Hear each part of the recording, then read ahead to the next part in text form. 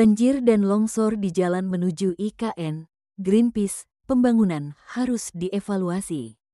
Nusantara Jalan Utama menuju Ibu Kota Nusantara, IKN, mengalami kerusakan parah setelah terbelah dan longsor sejak Minggu, tanggal 22 Desember tahun 2024. Kerusakan terjadi pada ruas Jalan Samboja Sepaku, yang menjadi akses utama menuju IKN, akibat curah hujan tinggi selama beberapa hari terakhir. Greenpeace Indonesia mendesak pemerintah menghentikan sementara pembangunan IKN hingga kajian daya dukung lingkungan dan sosial dilaksanakan secara menyeluruh. Pemerintah perlu membuat master plan yang benar-benar memenuhi prasyarat sosial dan lingkungan. Harus ada dokumen komprehensif tentang daya tampung dan daya dukung lingkungan, ujar Rio Rompas, juru kampanye Greenpeace Indonesia, Senin, tanggal 23 Desember tahun 2024. Menurut catatan Greenpeace, banjir di wilayah penyangga IKN terjadi 4 kali pada tahun 2024, meningkat dibandingkan 3 kali pada 2023. Perubahan iklim serta pembukaan lahan secara masif dianggap memengaruhi daya dukung lingkungan di kawasan tersebut.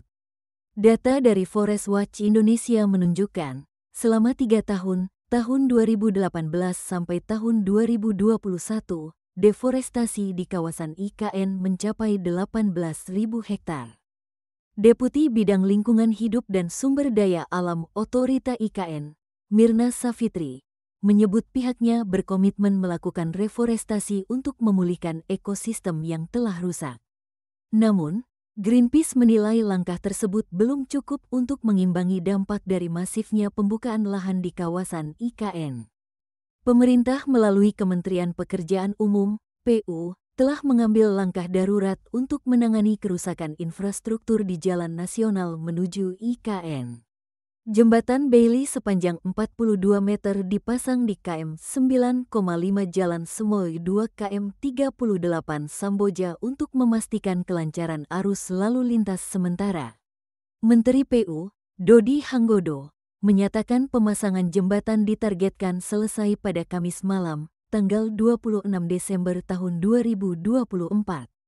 Jalan Samboja Semoy yang menjadi akses utama ke IKN masih menggunakan satu jalur akibat retakan dan longsor di bahu jalan.